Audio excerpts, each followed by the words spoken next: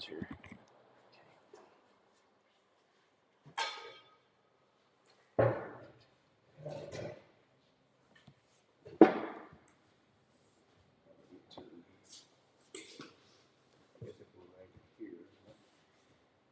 No, we'll move it. Yeah, if you turn it off, what do you want in there?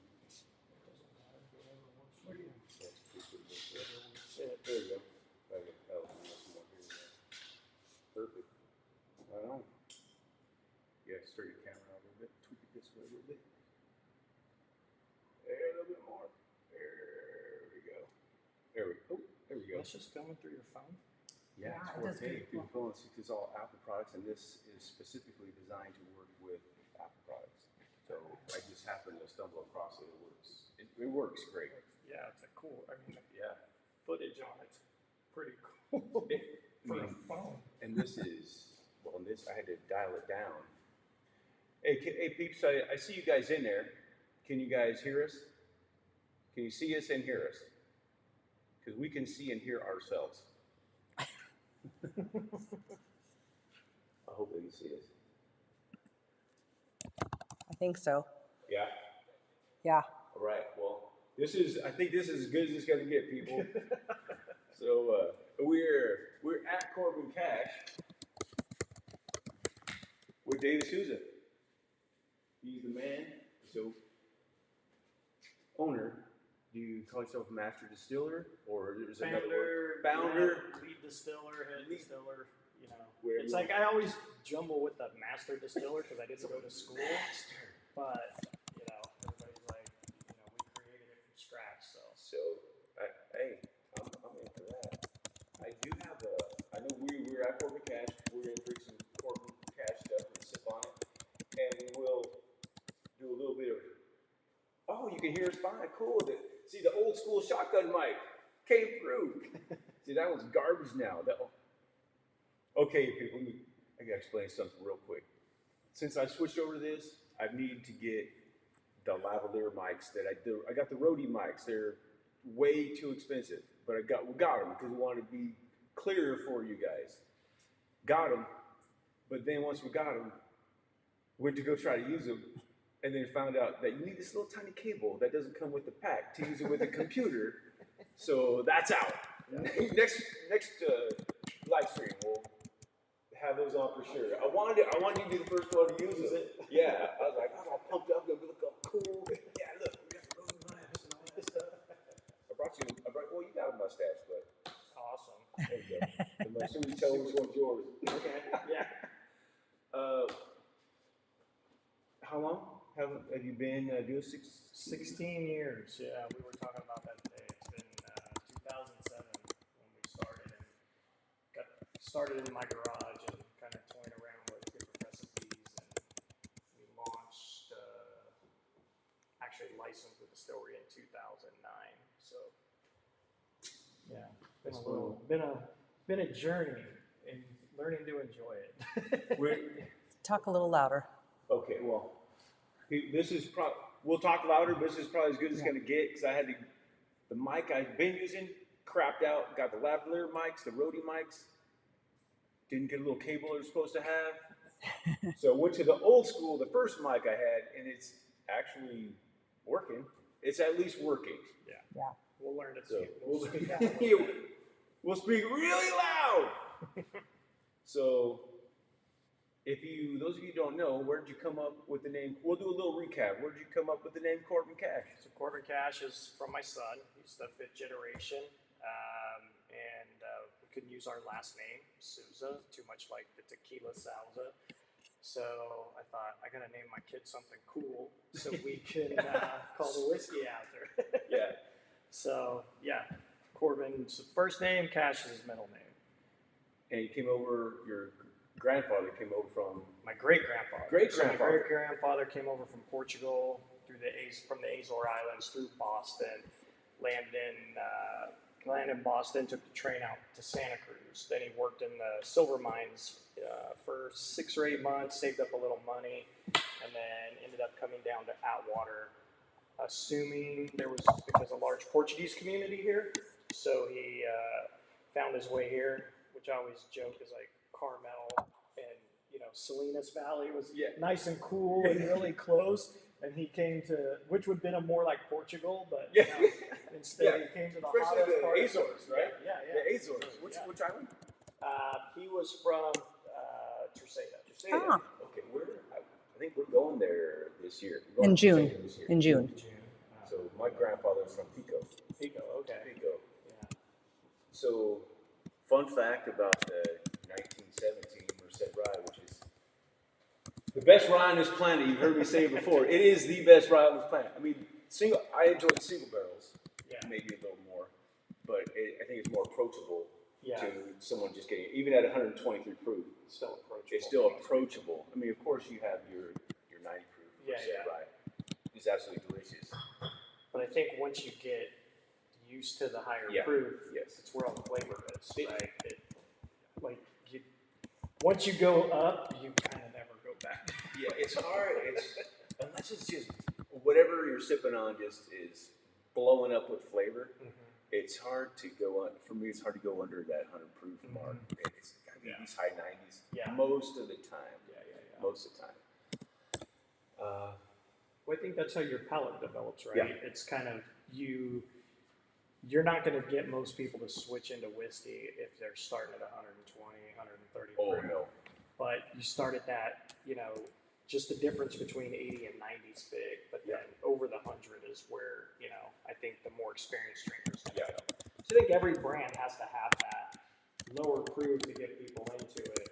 But then, and that's what we're feel fortunate about is now to be able to be getting, we're going to release 9-year, 10-year older stuff. So you got excited. 9, oh my gosh, because the 8-year I was 136 proof. Yeah, it was 130 proof for the 6-year, right? Yeah. 132 proof. And the 7-year is 130? 130. They all kind of varied. We had some at 129, 130, but most of them 132 to 135. Yeah. Man, it's such a unique flavor. It's 100% rye, farm to bottle. Yeah. And it's you want to talk about that process a little bit? I mean, how you even got started into it? Yeah. So the rye was really just there it is. Story time. Shit to the house. You can grab a corner and drag it like a song. That's funny. Yeah. Woo! Yeah. Yes. That's the goal. Hey, that's how Coca-Cola got started, right? Let's get about this. So, I don't know if you know how much me and a few other of these guys have been pumping Corbin Cash out there. We've been seeing it. We much appreciate it. It is so good. I know Mash and Drum, Jason from Mash and Drum. He has a Mash and Journey. I think. Mash and Journey pick. Great guys. Yeah. They have a 7-year pick, I believe. They did a 7-year. 7-year pick. Oh my goodness! I was supposed to be the first one. Yeah, Mash and Journey Tape did one, and one sold out in 2 hours, and the other one sold out in 3. I'm telling you, it is so good. I've been telling people it's the best rye on this planet, and once they get it, no one believes you. And they got to spread. They get you hand delivered to them, and all of a sudden they're like, where'd you get this? Where'd you get this? Yeah. And we'll talk about distribution in a few minutes. Yeah. Even though if they distribute in Nevada. In Nevada, we don't have any where I am, but He'll be in for work Thursday, we'll pick some up in Nevada. Yeah, we don't have any in Nevada quite yet. We are going to grow out of state this year. So. Oh, nice. That's what I wanted to hear. Oh man, I can't wait this. Man, I can't wait to spread this. Everybody needs to taste this, the Merced Rye. Anyway, well, it's helped because, and to be honest, it's really taken you guys as these whiskey influencers, and it's caused us to get all this traction outside of outside of California. So, but each influencer who does something on us, it's just whether they're doing their own barrel pick or tasting the 1917, the reviews just keep getting better, and we're just getting more and more calls on the regular, like, hey, where can I get it in Maryland? Where can I get it in New York? And so, we're ready to jump ship and just kind of get it out there. because you were about to hit it right before COVID, right? You were doing something in San Francisco, and then COVID hit, and it got all. Yeah, it got a little weird. Well, we were really just focused in California because we didn't have, like, you know, pre-COVID, we were still like trying to figure out the distribution channels and where to go, and really just focus in the Bay Area and down in Southern California, trying to grow California. But realized is, like, as we got more and more influencers, is some of our bigger draws are right outside our state, and people who appreciate craft whiskey. Yes. Is it's actually, I think there's a bigger pool outside of our home state than there is inside California. So it's, you know, it took a little convincing. Well, not really convincing. It just seeing the feedback from all of you guys and the public. So it's really been like, you know what, we just have to expand, and we have the whiskey to do it now, and be very. That's why we're here too. Yeah. Yeah. Be very specific with where we go with it. Shane from Storytime says, how can we come do a pick with you? He's in South Carolina. South Carolina? He has Storytime Distillery. I should have brought him some of the Cuba Libre. He sent me a couple of rides out, well, rye and a bourbon. Really good stuff. But yeah, Storytime Distillery. Go check them out on Facebook or their website. Yeah, just send us an email. You can send us an email or give us a call at the distillery, and we can definitely set that up. Okay. So we've done 4 or 5 out-of-state picks now, and they've all went really well. I was going to say, Peter White's in Canada, and Corbin Cash has even made it into Canada in his own bar. What's that? Somehow it's in Canada. Somehow it's in Canada. I have no idea how it got there. cool running right here, right underneath him. He's in Northern Ireland. Really? But, hey, we are streaming from Corbin Cash. This isn't Corbin Cash, but he might as well be. His son's name is Corbin, middle name Cash. Yeah. So we are at the distillery. If we turn this around, which, you know, at some point I'll just grab the camera and turn around. We'll let you, if it's good with Dave, we'll let you see the stills, and you got another bar over here. Is that a NASCAR hood? Yeah, up there. That's our race car hood. Yeah, race car hood. We're in the Central California, people. So it's got this logo on the hood. This is a great logo. Here's one for you. Do you want to go over how you came up with the original bottle? It's got something to do with this logo, right? The dice and all that? Yeah. I mean, we can discuss that. So we have our original bottle here. It has all of our sweet potato spirits in it. And originally with our vodka, the first vodka that the sweet potato vodka I created was called High Roller Vodka, based out of Las Vegas. We were selling it in the casinos and restaurants and stuff, and so everybody asked where this design came from. And so it used to have a 7 die in the middle, but if you're an avid craps player like myself, you would notice that the inside of a craps table has all this knurling, and so that's where the design came from. And it also makes a great grip when you're pouring. It's well balanced. But there's still a little dice in the bottom of the Very bottle. cool. How did I not, dude? I missed that. I didn't notice that. Oh, dude. Yeah. It's a 7 die right there. Yeah. Right on. We learned it at the same time, people. Learned it at the same time. Yeah. So that is a cool bottle. But That's our new there's so much of it back here, guys. So much of it. Sorry. But yeah, I like the Old West stuff. And the name Corbin Cash is incredible. The script. Yeah. Did you do this, or did you pick the script? I know you picked the bottle, right? So I picked the bottle. The bottle I actually found when I was creating the other one. So this was a stock bottle from the company in Italy that built our original bottle. And initially we were building a vodka bottle. So but I saw this bottle and I'm like, someday I'm gonna put something in. And I held on to it for almost 10 years. And I'm like, someday I'm going to put something in this. And so when we decided to come out with the cash strength and the lineup, I was like, it's just got to be in a better, more fitting, I shouldn't say better, a more fitting container.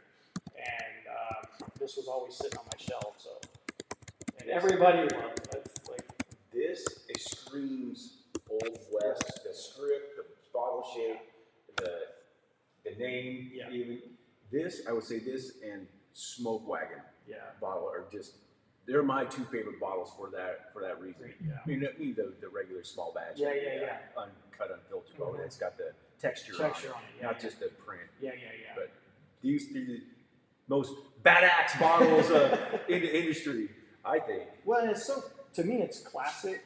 It is. But yet, it speaks, like, even as kind of plain as it is, just the design itself spoke a lot to me.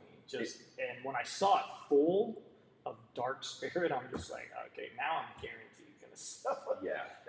You guys have all seen this a lot. How much like it's kind of washed. That coffee gets kind of washed out sometimes with the lights. There we go. There you go. Yeah, that's the only bad thing about the copper foil. It's like if the light doesn't hit it right, it doesn't always show great. But when it's in your hand, So, and 1917 is a year and. So that's the year that we started farming, but it's also happened to be, which wasn't planned, but when we were deciding to find a sweet spot for the cash strength, and we were tasting these barrels, it actually happens to be the minimum amount of days that the whiskey spends in the barrel. So 1,917 days, which equally is about 5.5 years, 5.25 years. So that's kind of nothing less than that, and which is, that's kind of that sweet spot for that year. And how we, like, initially I wasn't going to release a cash strength at first, and at least not such a younger one, but we were doing farm tours, and more, husbands and wives would come out and do farm tours, usually families, and the wives were like, can we just buy this? Yeah. I'm like, in the barrel, like, they're like, like more and more women. The men always love it, right? But when the women were saying, no, this is so approachable and perfect. Yeah. And so it made me stand up and think, like, well, maybe there's something to this. Yeah. And so it's fantastic. Yeah. Mrs. Badax over there, she actually tasted it before. We were sitting right here. How many years ago? 2.5 years, 3 years ago now? Yeah. It's been a while. And she tasted it, and it's the first time we've been out here. I had never heard of this place. And she tasted it, she went, what is this? Liquid gold, unicorn tears? It was fantastic. It was absolutely incredible. Give me some of that. Wow. And then when we came on Father's Day, I got a first taste out of that other bottle. And that was even better than what I had the first time. It was so good. So good. Cheers, Sean. Incredible. So for me, I personally, this is absolutely incredible. Most approachable of course, the 90 proof. But when you get out of that, you get barrel strength, and this is the way more approachable. I think it relates more to more people. More people, But that 6 year was, when I got a hold of that 6 year, that was incredible. And then I hit the 8 year. It was a little bit special to me too, because that's when you guys sent me some stuff. And I was like, I'm gonna like this better no matter what. But actually, I think I like the 6 year, at least the one. I think I liked the 6 year. I love them both. Yeah. But I think my palate, at least at that time, when I blinded them. I think I came up with the 6 year. Well, everybody's palate's different, man. Yeah. And it's in each barrel. It's interesting with these single barrels. They're all distilled, a lot of them, some of them the same batches, and each one tastes different. So that's what we're seeing with these picks. So it's kind of cool. But it also makes you realize as you get bigger, blending becomes a big thing, because you've got to kind of keep that consistency. So being a master blender is another avenue down the road, right? Yes. Right now we're still small enough. It's definitely not difficult. But I think about that. It's like, dude, when you're as big as Jack Daniels or Jim Beam, like, you have to blend a lot of barrels and make sure that millions. Millions, and make sure it's consistent. So yeah. There's a science to that as well. I'm not trying to put you on the spot, but I would love to come shadow you someday when you're doing all this stuff. I'm so interested. Yeah, Obviously.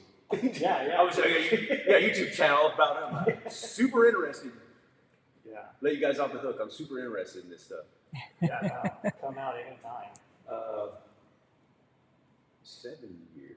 You had where's that 7 year? You had a 7 year floating around here that I actually haven't had. The little one over there. Yeah. I haven't had any of this yet. So, Lost Lantern. So how did you get approached by Lost Lantern? Because they've had 2 picks now, right? So they actually bought 3. They bought them all at one time. Okay, so now they've only released the second one. 2. Yeah, so they have. It's good to know too. They have 1 more, but they, Sean, one of our sales reps, he had reached out to Adam and Nora. Oh, Sean's great. They came out, and Adam actually came out, kind of, did his research, wants to see everything, make sure you're real, kind of you're doing the thing, and so he's like, man, we really loved it. Can you send us some barrel picks? And so they ended up picking 3 different ones, and so far they've done really well for us. And I was so happy. The last one went up for best rye whiskey in the world in Las Vegas. I think San Jose where I saw your name on some stuff in San Jose. We didn't take it, but hey man, being nominated. BS! they didn't really taste it then. Yeah. They didn't taste it. But where did you come in? They actually, I thought we came in second, but they told me that there was only 4 of us that went up, and they didn't pick a second, third, or 4th. So was it whiskey or rye whiskey? Rye whiskey. Okay, so rye whiskey. So it was specifically rye whiskey. So they entered it, and in Whiskeys of the World, whatever competition they were in, and then so it went up for best rye whiskey in the world, and they announced the winners in Vegas. But so how did you make it to that? How did you get there? That was all them. So they entered it, not really? us. Yeah. Lost Lantern entered their pick. And so Lost Lantern is like a third party type. So they go searching out, hey, we're going to buy barrels and we're going to slap our name on it, but this is what we do. So they're like, they're saying is shining a light on their craft spirit. And so what they do is they go to different distilleries like us, and they'll pick barrels that they're like, we love this. Then they put it in their packaging, but they say, okay, this is who made it, this is where it came from, and they talk about the barrels, the years they were distilled, and kind of everything that goes into it. So it's actually really cool. It's a really good business model, I think. You know what? And I would say a Storytime Distillery, that's similar to what you do. Shane, correct me if I'm wrong, but you grabbing barrels from other places and aging it in other barrels and doing something else to it. Yeah.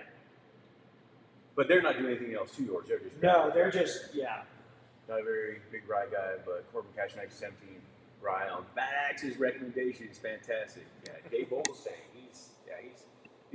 There's so many people on the East Coast and Australia. There are people in Australia, Northern Ireland, Canada. It has been around the world. I'll tell you that right now. It took a long time to get there and hand deliver it. Yeah, I bet. but it got there. It got there. So yeah, I give. Actually, when I hit 1,000 subscribers, I think I gave a bottle of this away. Yeah. Because I'm always trying to give this away. Yeah. You've given them lots of samples away too. So many samples of this out. Actually, I gave another one to another channel just last week, the Bourbon Note. Great guys. They're in Minnesota. Okay. Yeah. Cool. So, absolutely. We appreciate it. And we need you to, whenever you're ready to do your own barrel pick, we got to discuss that. I'm ready. I'm ready. You heard that? I heard that. We're ready. Who wants a Bad Axe Bourbon Corbin Cash mashup barrel pick? I know I do. It's so. These guys in here will tell you. Believe me, I'm not taking any credit. But when Corbin Cash comes up my name comes up. It's almost, at least in our community, it's almost synonymous with at least with Corbin Cash. Yeah.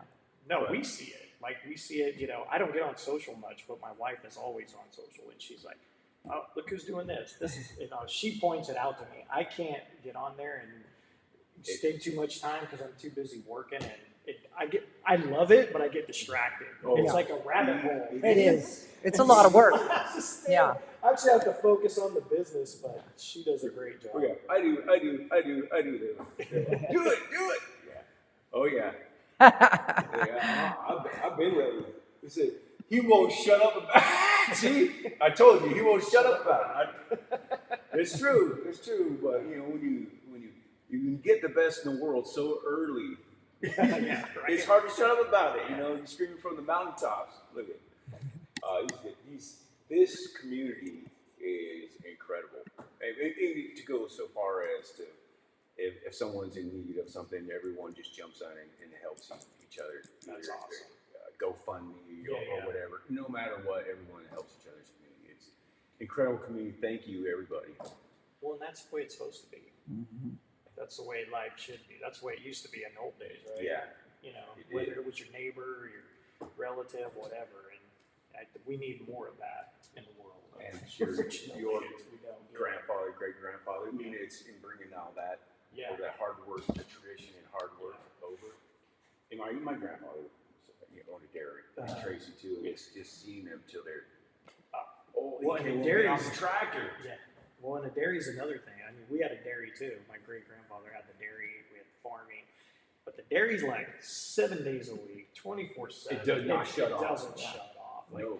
I'm kind of glad we don't have a dairy. Yeah. It's a lot of work. Oh, look at everyone. I'm in. Yeah. I'll take two. We already sold it out. We don't even know what it is yet. We already sold it out. Well, what I will say, I know it is the best rye on the planet, but Corbin Cash has a great sour mash bourbon. Yeah, there's one right there. Right here. Sour mash bourbon. It is really, really good. I just think that it gets overshadowed by this. Yeah. Because this honestly is the best I've ever tasted, ever. Because it gets so much attention, it's so good. People just want to go straight, because we've talked about it so much, people just want to go straight for this. You guys need to give this a chance too. If you can get, once you distribute outside of California. Yeah. And we actually have like Sealbox in Washington, D.C., so they're selling this. So you can order it on Sealbox. Actually, they carry everything of ours. So everything is available. There's an avenue. There is an avenue. You see that? Sean, you've actually, the first time I had you on, you guys know this is part 2. This is round 2. This is updates. Sean from Whiskey Wars is, Bobby is certainly synonymous with Corbin Cash. He was on that live stream. Had a cowboy hat on. You sent him some stuff. Yeah, send him some stuff. You sent him some stuff. Yeah. Hey, Sean, how you doing? Corbin Cash and Axe. You know, they're bringing the names already. Want to start sipping on some of this stuff? Let me grab one here that's got some that are open here. Oh, right on. So, while we're getting ready to sip on this stuff, we kind of hinted down the road of distribution outside of California. Yeah. What's your update on that? So we're looking East Coast and Midwest, and so ideally we're looking for New York. We might be doing New York, New Jersey, Connecticut, and maybe down right into Kentucky. Yeah. Right? Yeah. Right. I don't know if we're going to go into Kentucky yet, but we're looking in even possibly Texas too. So, but I want to get into some states where I'd like to get into some of the smaller Midwestern states where, you're not just hammered with every big, everybody's trying to get there, right? And we're starting to see even some traction in the control states. Like, we are available up in Oregon. We don't really push it, but we've had retailers that have brought it in through the control states, and we're starting to get more and more traction through that. So, or you got your Sealbox link up there. See, all you gotta do is say it. How can we get it? Yeah. Boom. So what do you want to do? You want to do some bourbon? Yeah, let's do that. We're start, actually going start to. This is 102, 106. 106. Yeah. And we're gonna do. We might be releasing some single barrels Of this? of bourbon. Not the sour mash, just of our bourbon. So we've been making bourbon, not a sour mash, but a regular, and I've been holding on to it.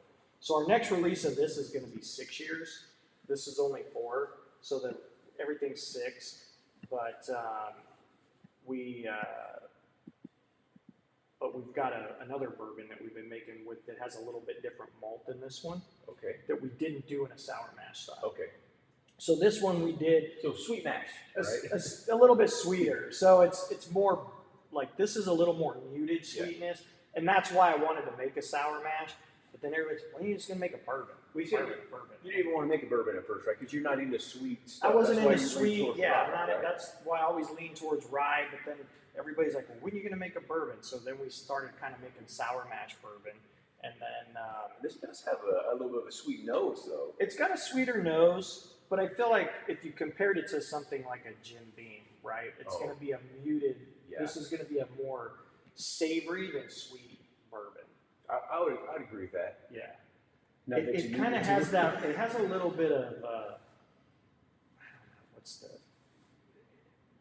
I feel like it's got a little bit of that must. I was just going to say a little bit of that Lincoln County process type of charcoal filtering, although that's not what it is. But it's got a little bit of that funk. That funk, and that's the sourdough. Yeah. That's the sour part, right? Yeah. That sourdough, Yeah, I think as it's sitting here, the sweetness is going away. I'm getting more of that little you get that musty funky, funk. right, that musty funk, which gives it that sour note. Sounds like Which I'm like, that's a sour, like I'm the Sour Patch Kid, right? Not the sweet candy kid. Everybody's ready to have it all over in the states. Illinois, bring it to Kentucky would make my life much easier. Hey, you in the chat, throw your state out there. Yeah. More than welcome in Indiana. Throw the states you guys wanted in out there, the states you're from. New Jersey, I'm first in line. That's good, man. This is my first sip of anything today, so I'm getting a little bit of that. But it's not over. It's not burn. It's just getting it. Yeah. It's burning off all that bacteria. Yeah. Getting You clean. gotta acclimate. Clear the road. You gotta clear the road.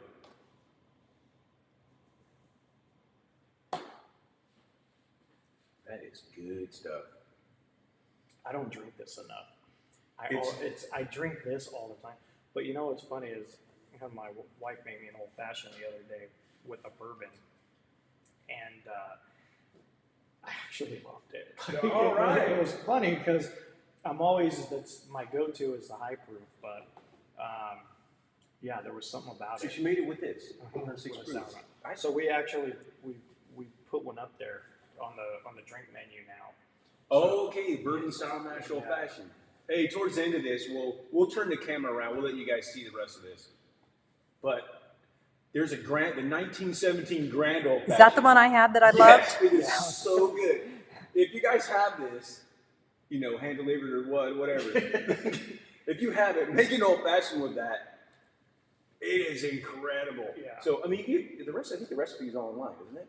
Yeah, I think we have it Yeah, online. Grand Old Fashioned. And it's Incredible. essentially, it's your old fashioned with the 1917. And people were like, well, what? Like, and I'm like, yeah, you got to be careful because 2 or 3 take you. Oh, yeah. You forget. Oh. You forget. I had 3 one night, and I'm like, oh, yeah. Feeling no pain. Yeah. Got a little bit of a buzz. Yeah. That is good. So it does have a little bit. I'm getting just a tiny bit of barrel. I'm not getting it. Yeah, it's not. Not much char, but just a little bit of barrel. Yeah, it's and we the difference too is we age this a lot lower proof. So we're aging the rye at 120 proof. We're aging this at 110 proof. Okay. And then we temperature controlled it because I kind of wanted to try to be a little more traditional and give it how it would have been in Kentucky. Obviously, we don't get the cold here, right? So aging it similar to how we do the sweet potatoes. We have these insulated buildings that are temperature controlled and trying to keep that humidity, which was more favored to the south, which is how they age sweet potatoes in the South, and we age them here to kind of keep everything cooler. Otherwise, they'll start sprouting and everything. So in the shed. So would you compare this Central Valley to Texas? Maybe not the humidity. So I'd say the Central Valley is probably the second worst place to age whiskey besides Texas. Second to Texas. There we go. Because here we have such this high heat, but we don't have a lot of humidity, and so we gain proof. But in humidity, you typically lose proof. But in Texas, you have heat and humidity, so you got the worst two scenarios for whiskey.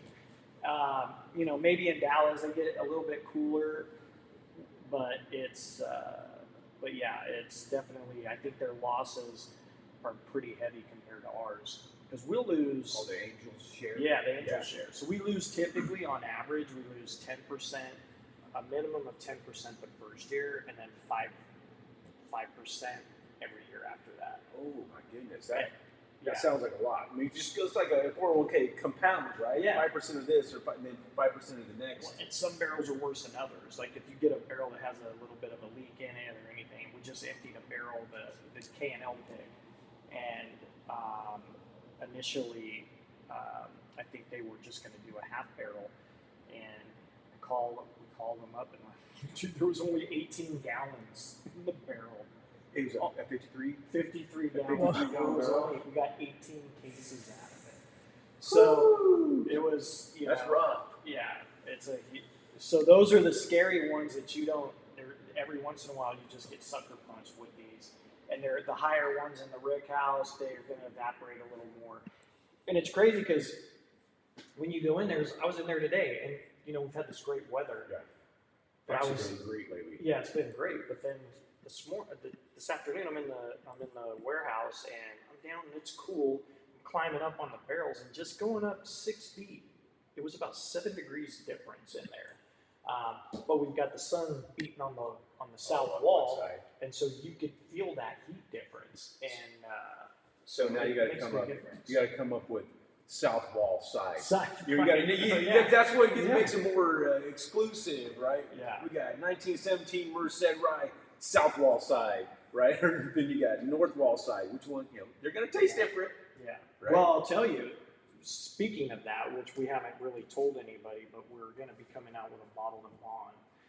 And the reason is what I noticed this year, which, it's frustrating as a distiller who's trying to make everything super consistent. Yeah. But we had these 2016 barrels that I pulled this last bottling, and they tasted completely different than anything else. And go back, I look, their age, all the barrels are the same, distillation process same. So go back in the farming records, and what we saw in that year, the difference was the rainfall. Okay. So now we're seeing that, they talk about terroir in wine. We're actually seeing that now in whiskey. Oh. But more so where our ground is heavily sweet potato versus if we're farming it year after year in sweet potatoes and not rotating it out, we're seeing a little bit different flavor profile. Okay. But a bigger issue is the rainfall. So up until 2015, which is most of what everybody's tasted, we've had even Breaking Bourbon gave us Rye Whiskey of the Year. Yes, yes, he did. And their fault was it's a little bit dry. Yeah. Well, part of that reason is because of our droughts, right? So everything's droughted out here. So from inception of Corbin Cash to 2015, we had less than 12 inches of rainfall here. 2016, we go back, we had almost 19 inches of rainfall. And now we're seeing that makes a difference in the rye because it changes the starch content, it changes the vigor of the rye, and so it starts soaking up all these other flavor profiles. That's incredible. So we're going to do this bottled and bond, which is going to actually talk about the field it was farmed in, the amount of rainfall, the type of soil, because we're seeing that all of that makes a difference now. So are you going to talk about it like on the back of the label, something like that? The whole front of it. Oh. The whole front of the label is going to talk about it's Corbin Cash, Merced Rye. Why does this batch taste different? So you can't do vintages in whiskey, but this will allow us to kind of do our vintage because bottled and bond is distilled in one season at 100 proof, and government oversight, all that. All the bottled bond stuff. So we will. It'll be a specific season, and we'll be able to tell you like why this one tastes different. And it's funny because it's not my favorite, but we've gotten a lot of bourbon drinkers coming in, and they're just like, "Oh, I like this. It's not as spicy. It's a little bit more. It kind of tastes a little more like raw, like rye, like almost like the raw grain. And it has a little bit more grass notes. So it's kind of like." People are like, oh, it's kind of like the bluegrass region of bourbon. And so I'm like, interesting. It's not my fave that we make. But we've sold a lot of bottles of it to people who are not normally rye fans. So I would say I get that from a little bit of that from here, and I like that. You know what? For me, maybe it's a little nostalgic with those grains, with the farming. Yeah. I mean, and I got the same thing in a few distillers. I narrowed it down to their farm to bottle, like Free Ranch. I got a little bit of that great, that fresh. It's like fresh cut grass. Grass. I mean, and I love that. And it's just a little. It can't be a main note overpowering, but just a hint of it there. Yeah. I love it. I like it. Yeah. And I get that in these. And I think that's what happened, especially when you get into the 90 proof, because what I noticed is as you dilute it, that note comes out more. So I wasn't tasting it in the barrel strength. It's when we diluted it to 90, and I'm like, what is this? Like, this doesn't strip away everything down to the bare bones. No, it kind of took me by surprise, and I'm like, I didn't want to release it. I was just like, this is kind of too different. Like, it's going to throw people off, but we didn't really have a choice, so we bottled it. But we've gotten a lot of great feedback on it. But for me, it's not the typical what I'm used to. So, but I'm like, we got to let people know why this tastes different, because otherwise it kind of seems like we messed up, right? Yeah. If you, true. You know, so it's like this gives us this, like, hey, this year, this is what made the difference. And you know, when I got into this, as you told me that the dirt and the rain and all that would make a difference, I always thought that was, you know, a little bit of marketing with wine. But until I got into wine, it's like, no, it does make a difference. Every tiny little thing makes a big difference. So it's kind of cool to see that it happens in whiskey. So it's, but you know, when you're the farmer, you can see that. Yeah. You can notice the difference. So jumping to, I get this question a lot. I have a Patreon now, so I kind of throw it out to those people. Mm-hmm. Those people, the Patreon members, the subscribers, and these guys as well. Everyone's asking, are you ever going to do anything double barreled or toasted or finished, anything? So if everything gets approved, we actually have a double barrel coming out. So 12-year-old. A 12-year-old double. 6 years in American oak, 6 years in French oak. Is it this guy? It will be rye. It'll be 100% rye. 100% rye. Yeah. Wow. So if that's the only way I could see that possibly getting better. Yeah. To add some sweetness. So we added, you know, we wanted to, you know, everything's been an American oak, and always toyed around with a little bit of French here and there, and it's got some nice chocolatey and roast, like a little bit more roasted flavor profiles, less coconut, and so having that mixture of the French, and I think it kind of mellows it out a lot. Like, it just balances out the spice notes.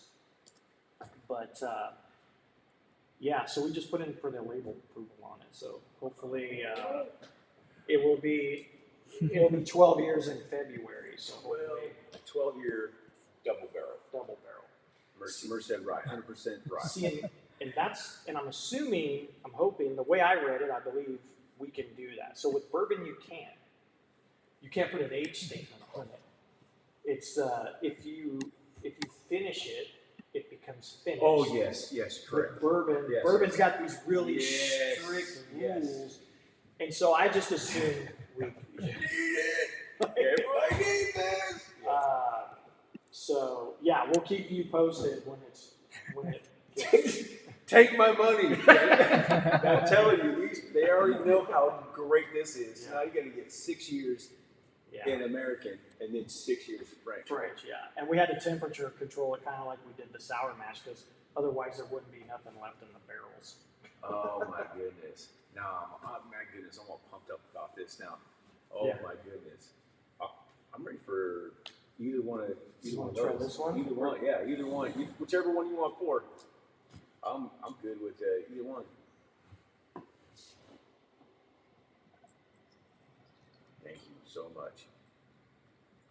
Is this a 7 year, 6 year? Oh, this is 1970. I just saw so that. The next one, this is going to be a 7 year. We're going the OG right here. You haven't had the 7, right? I have not had it. Okay, No, I so haven't had it. this is one of the. Sounds like a possibly might Take get some. Yeah. What's that? My checking account number is taken off. I'm telling you, these guys are crazy for this stuff. They know. Where's Storytime Distillery now? He is in South Carolina. South Carolina. South Carolina. Well, I need to go out there. Yes. Send the barrel to South Carolina. He put it up there. Yeah. Do fan acts here.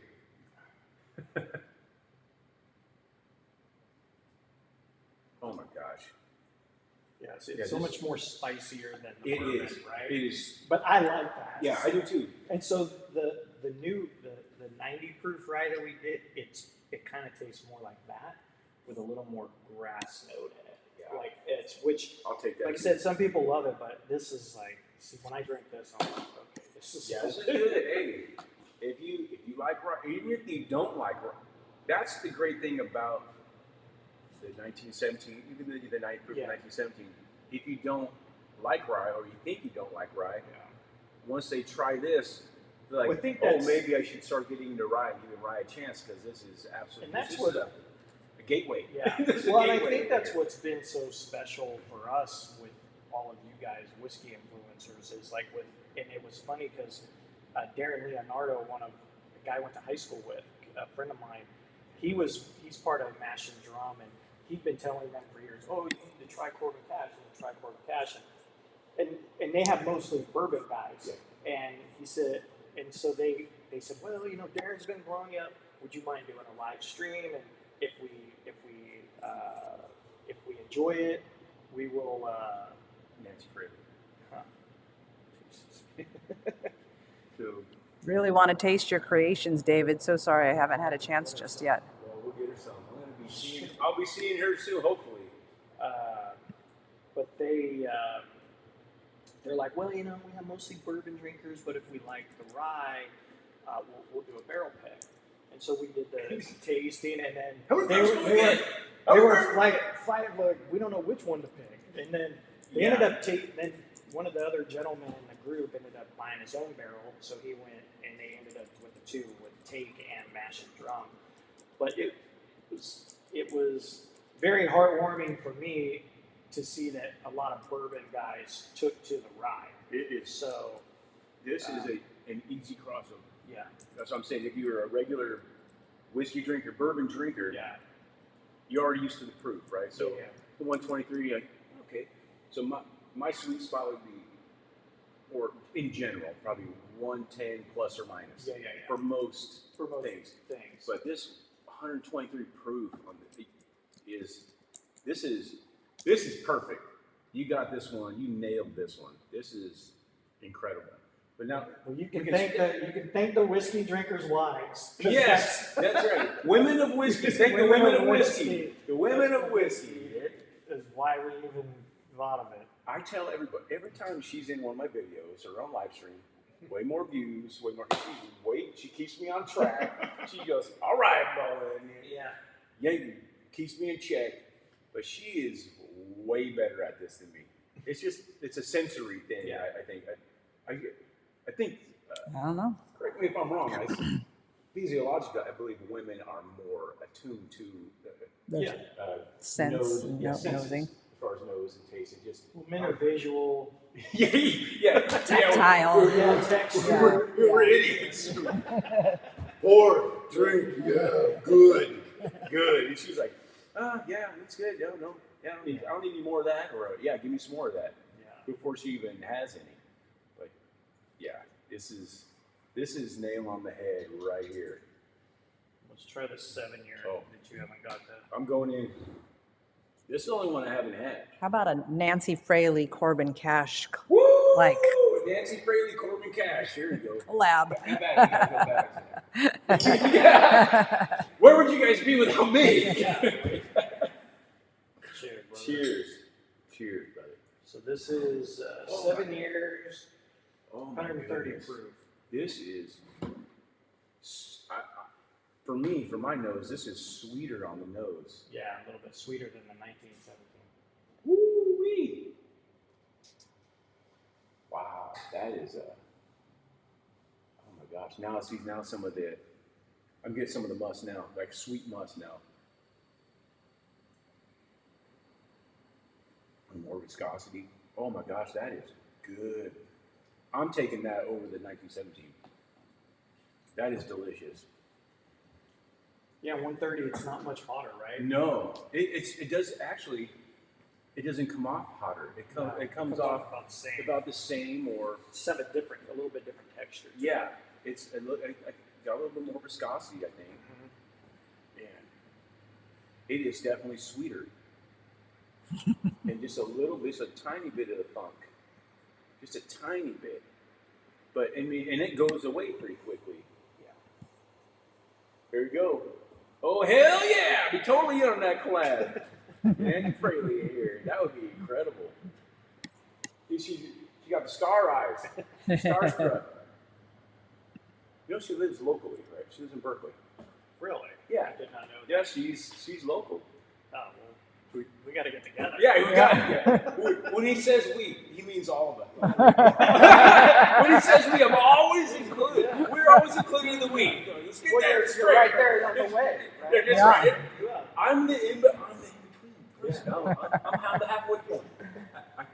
Pretty literally, probably halfway. Yeah, probably the halfway. Yeah, halfway, about an hour, just over an hour here. Now. Yeah. Here we go. Done. Yeah. This is.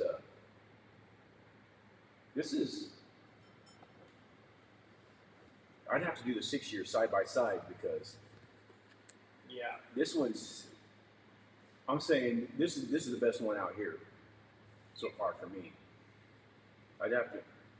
I'm getting a little bit of that. It's sweet. It went from a little bit of caramel now to like table sugar type of.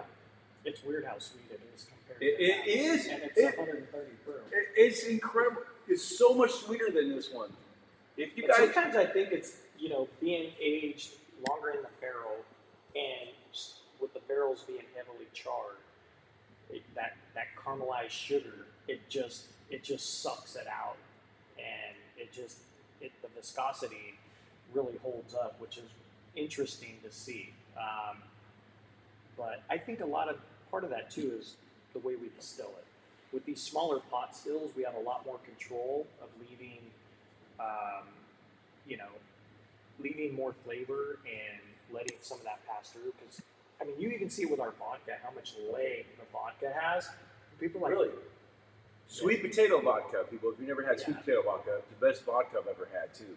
But if you swirl, most vodkas just evaporate off your tongue. But the way we're distilling here, it just allows it to have a little more leg, a little more texture. And so, I don't think I've had it. Right. I don't think. Well, maybe when we first came here and we're tasting all the different things.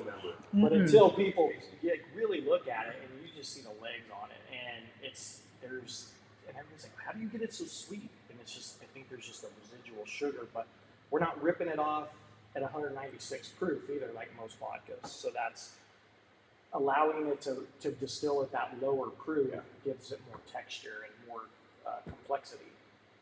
And is this a true like 6 year or 6 year 1 2 months or something like that? Because the 1917. no, this guy. one it's a true. I'm 7. I'm 7. So it's actually probably I think this one was it's closer to 7.5. Okay. Yeah. Okay. So most of these are just right on the verge. So it is a true couple years. Oh, it's a true 2 years. True 2 years. That's at because least this is 1917. It's so that's going to be 5 1/4. 5 1/4. Okay. Yeah. So it's 5 1/4. So this is like 5 years, 4 months. This is a true 2 years plus. Okay. Okay. Which makes a big difference. Yeah, but it's 7 more proof, and it's just. And even when we started tasting the. I've had a hard time. Like I love this. I don't like this a lot more. Yeah. For me, Yeah, I mean, that's I like a little bit more sweetness. Yeah. Well, wait till you taste our 9 year. Oh my goodness, he's torturing me. So I think my personal master distiller pick is going to be the next one. It's the one I'm going between 2, but right now it's a 9 year, 140 proof. Hazmat. Yeah. But it doesn't drink like 140. You know what? That's what I think that's the key to it. That's Coy Hill did that to me. Jack Daniel's Coy Hill. Yeah. It was. I had 140. I've had 142, 143. Death and Taxes in Reno. I've had it a few different times. It sipped probably 120 proof, or right around there, plus or minus. It was really easy. Yeah. And I was like, "There's no way." And I liked it a lot because it didn't taste like Jack Daniels. Yeah. Old number 7. Yeah. Old number 7. When I say that, yeah, it's old number 7. I'm starting to get crap now because I would be like, Jack Daniels, but how many bottles of Jack Daniels? 17 bottles. 17 different. No, I think I had 12. Yeah. I've done Jack Daniel's tour 8 times. I have mad respect for Jack Daniels. Yeah, number for 7 sure. is just not my thing. Right. It's just number 7. Like everything else, dude, Gentleman Jack, like single barrel, the rye, like all of it's great. Like I have so many Single bottles. barrel rye. Oh yeah. That's been great this year. But and I don't know, I grew up, you drinking number 7 and Coke, and SoCo and Coke, and all these things that we grew up on. I think that's those Planet and People. Yes, Planet and People. Jack and Coke, Crown and Coke, right? Those are the things. Those are mainstays. But even as my whiskey profile has like gotten better, tasting and just appreciation, I still don't have number 7 is just not my thing. No, it's a weird funk. It's really watered down. Yeah. It's a weird funk. It's meant for Coke. It's a gateway baby. It's a baby. Well, it's a cocktail whiskey. Yes. When I look at it, it's like there's a difference. That's why I tell people, even with our vodka, if you're making martinis or you're drinking on the rocks, it's great. If you're gonna make a vodka cran, don't waste your money on sweet potato vodka because you're not gonna taste it, right? It's not Okay.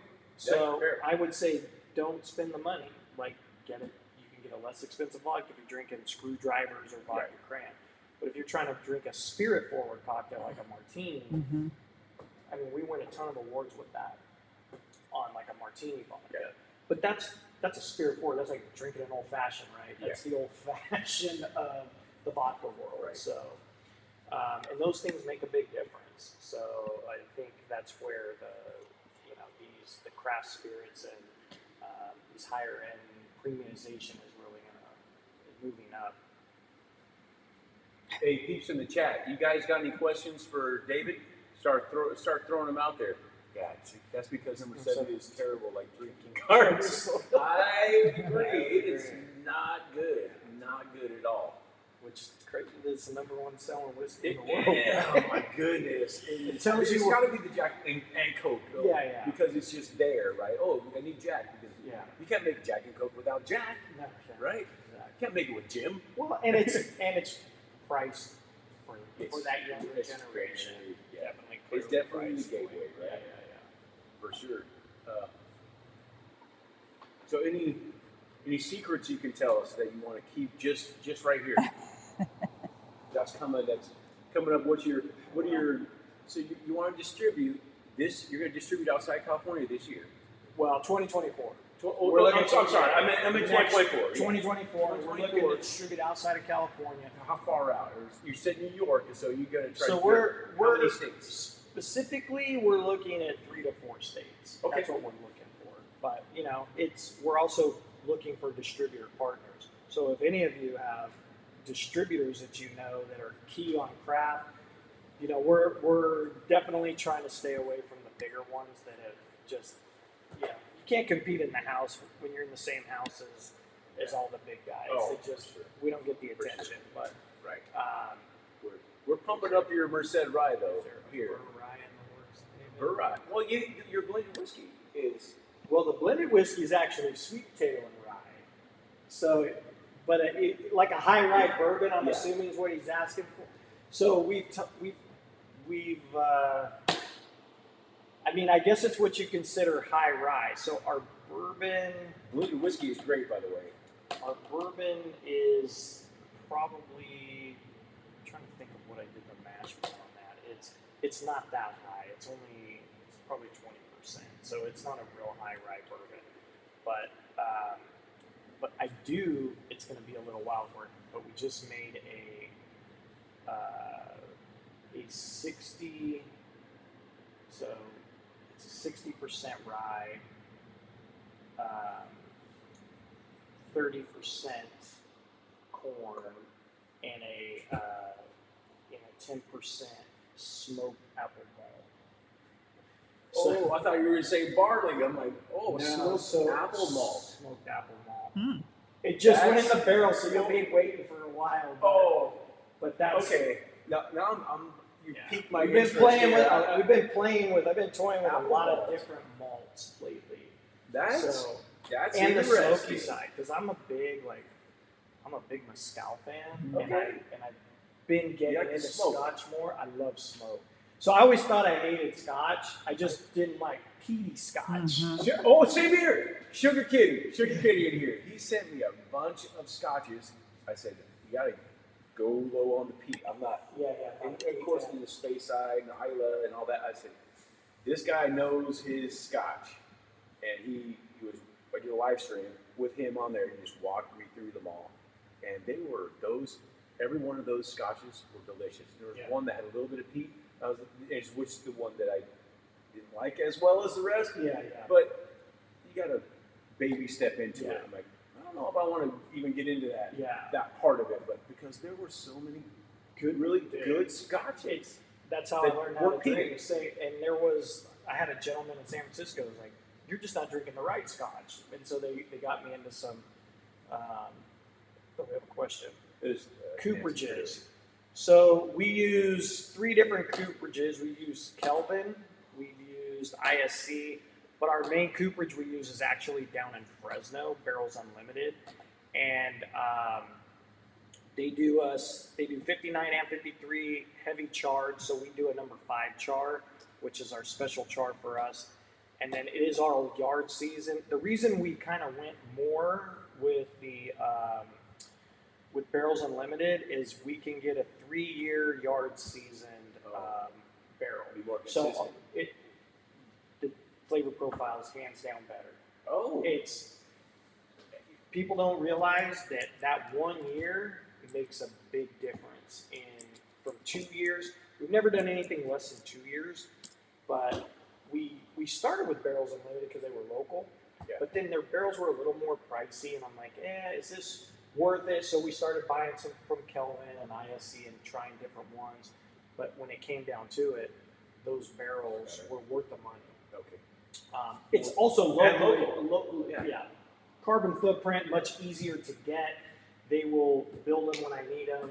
They're very, very easy to deal with, but very good people. Got an issue, go right down to it. Right. It's close. But that 3-year season, yard season makes a big difference. And we found that out by chance of tasting all 3 cooperages side by side, knowing they all went in at the same time. And with our high heat, now where you have a lower heat, it might not make as big of a difference, but what we saw was when our rick houses could get up to 130, 140 degrees, I started getting this little soapy flavor in our sweet potato liqueur in the barrel age, and I was getting this little soapy flavor. And what we figured out was that the ones that aren't seasoned as long, you still get sap in them. Okay. And that sappy flavor was coming through. And then instead of our liqueur being aged 2 years, we now had to go 3 and 4 years to get rid of that flavor profile. So actually, about cooperage, she said, "Thanks, David. Love that you use a 3-year season. Assuming that it's American oak, and the seasoning it must be done. It's done in California. So they're doing all the seasoning in their yard down at Fresno. Okay. But it is all American oak. So the other 2 cooperages they're from outside California. Yeah. So ISC is, I think they have cooperages in Missouri and down in I think Kansas now. They built one, and then Kelvin is down Kentucky, Alabama area. I'm not sure where the actual oak's coming from. I'm curious too whether, because they're grown here, does that make a difference? So the oak comes from there. Okay. So Gotcha.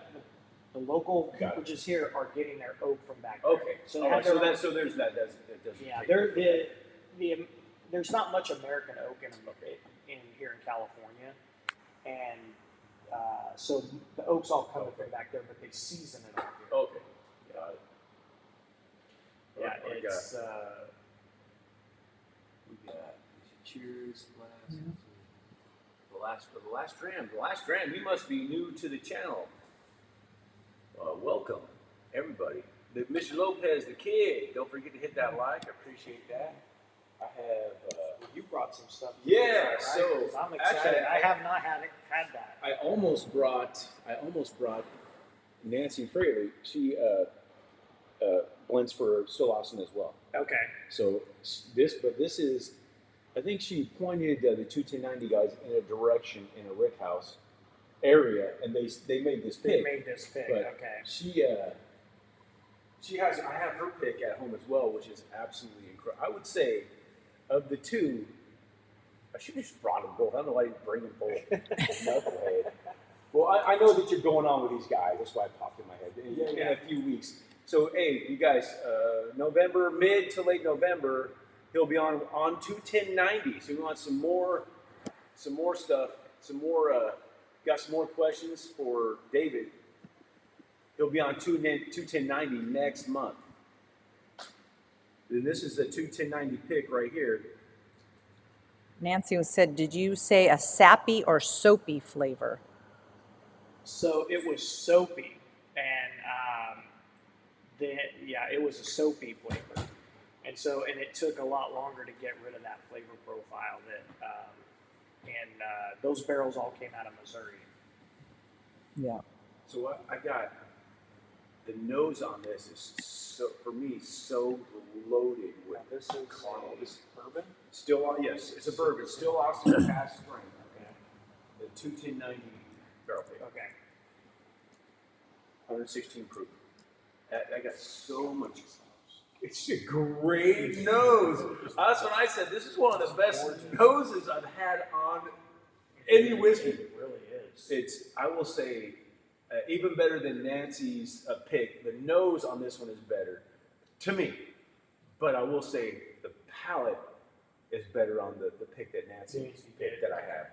That is one of the best. That is one of my bourbon. It'll be in my end of the year one of the bourbons of the year. Her Still Austin Cash Strength pick, which is a higher proof. It's in the 120s, I believe. Nancy, you're still in here. Your latest Still Austin pick. You may remember what the proof. You do. So many of you may not remember, but I know it's not the normal 116 proof. So overloaded with caramel and like butterscotch. Butterscotch. I mean, so much lace. The nose on this is so crazy. It's so sweet. Smells really good. It does have a nice sweetness, and it's like caramel caramel maple sugar. Yes, it's all sweet. for me. I don't get anything, at least right now. It's all sweet.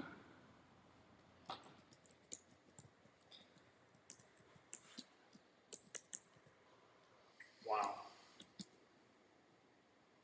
So what's the mash bill on this? Mash bill? I don't know. Nancy will know. The mash bill. I don't know the. I don't know. Some of those things are secret. I don't know. Yeah. Right? I mean, right? Some of those things are secret. Other than well, I know this is 100% rye. People, 100%. There's the mash bill. But that's why we started toying around with these malts, because it adds so much character, right? You can only get so much. Using different barrels, 100% rye, it's going to be the same. But that's why I wanted to do some of these. Oh, here we go, right here. Here she goes. Oh, She just responded. 70% corn, 25% rye, 5% malted barley. Okay, here we go. 75, 25. There you go. This is their pick. This is who you're 210.9. Pour some Austin on me. You know, Def Leppard, pour some sugar on me. You're big Def Leppard guys. Yeah. I figured that after. Yeah. Oh, yeah. I'm a Def Leppard fan. As soon as I saw their lettering. Yeah, exactly. Yeah. Great guys. Todd and Andy are great. They have a great channel. There's a lot of great. There's a lot. So she's saying, great channel in here. Thanks, David. If there was soapy flavor, that could be product of saponification. Was that bourbon quickly proof from barrel? So no, it actually wasn't bourbon, Nancy. It was our sweet potato liqueur, and it wasn't quickly proofed. But we had I had a plant pathologist out, and we were doing a farm tour, and we noticed these specific barrels that we had actually quite a few leaks in them. And what he had mentioned to us was that maybe where this American oak was harvested from, it may have been not a great, might not have been a great set of area or great wood, and it was very porous-y. Okay. So most oak is porous-y, but the American oak, it seals itself up. It's why it's ideal for aging whiskey. Okay. But these barrels seem to be leaking, and I actually thought it was poor quality, but when we had this plant pathologist out, he's showing us that it's probably just a poor tree, and that some of that sap, I guess it was a little bit sappy and a little bit soapy. I just, in sense, for me, it tasted more like, it was so bland. It wasn't a sweet like a sap, but so we kind of triggered it to being maybe not a great harvest of oak for the barrel, for the barrel itself. And it was just a specific lot of barrels that we had. It wasn't very many, but it was probably 20, 25 barrels that we had received. Elbin rye, okay. 70% corn, 25% Elmon rye. The different ryes are. Well, I think different ryes make a big difference. Make a big difference, yeah. Because there's a. See that? I'm thinking of corn now, like a red corn. There's blue corn. Yeah, there's like a blood corn or something like that. Well, we use white corn. Okay. So the corn that we use in all of our stuff is grown right here, and it's a white corn. It's typically grown for flour tortillas and tortilla chips, and so I get the off grades from the mill when and so they want their corn flat. Which I'm like, you're boiling it down. Why does it make a difference? But they explained to me the flat corn, because it's thinner, when it boils to make hominy and all this things, when it's flat, it all boils down the same. When it's round, it's thicker, so it doesn't break down properly. So they don't want the round corn. So that's what we end up buying to make the bourbon. Makes sense that when you guys explain like that. Yeah. So. It's just like we use the junk. We're trying to use not junk, but just bigger sweet potatoes, the stuff, the off grades that people don't want to pay for. So how? She says thank you. Thank you so much. Yeah. Yeah, and it was really interesting for me too. It's funny because I just assumed I had these poor quality made barrels that were leaking all the time, and I'm doing this farm tour, and this gentleman's like, "No, that's not poor quality. Look where it's leaking." And he's explaining this to me, and I'm like, "Well, what do you do?" He's like, "Oh, I work for the UC. I'm a plant pathologist." So I even got to learn something myself on my own farm tour. I might have one or two questions for you, Mr. Plant Pathologist. Yeah, exactly. So I want to say it right now. I got Nancy Fraley in the chat, and I got David Souza. My two favorites. You guys are right here for me. I'm telling you, you guys are my favorite. Two favorite whiskeys. Yes. Yeah. This is Joseph Magnus Cigar Blend, and actually, Corbin Cash sent me a 8-year bottle or label. They got to come pick a bottle and put my label on it. Said Bad Axe Bourbon on it, and Nancy named their. They were the first. Batch 188 of Joseph Magnus Cigar Blend is the Bad Axe Bourbon batch. Oh, that's awesome. So Cool. You guys are incredible. Thank you. I'm just going on record to the world, to the universe, saying thank you very much for everything you guys have done for me. I don't know. I don't deserve any of it, but thank you. No, thank you so much. I'm just having fun drinking this. It's incredible. So now I got to bring you the Fraley pick, because if you like this on the palate, you probably gonna like the Fraley pick. Nancy Fraley pick better on the palate. I'm such a dumb guy. I don't know why I didn't bring a bulb. I should have brought. So there's this off the shelf cast strength. Okay. Then there's the 210 pick, and then there's the Nancy Fraley pick. I've got all three of them. I don't know why I didn't bring them. Because you were trying to get the microphones figured out. Yeah, I got distracted trying to get the microphones to work. The lavalier mics. But yeah, this is. Yeah, no, it's super good. It's incredible. I'm just trying to. I'm getting a little bit now. This is sitting a little bit. I'm getting more than just the caramel. I got a little bit of that. Again, just sweetness, table sugar maybe on the on the palate. But it's not a over, like, I'm not a sweet drinker, but this isn't overly sweet. It's like a well balanced sweetness. Yes. The nose is incredibly sweet. Oh yeah, the nose. The nose I would off the same way.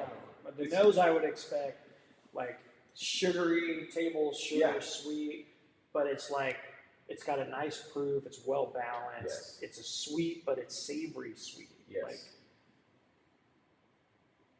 Like, it's really good.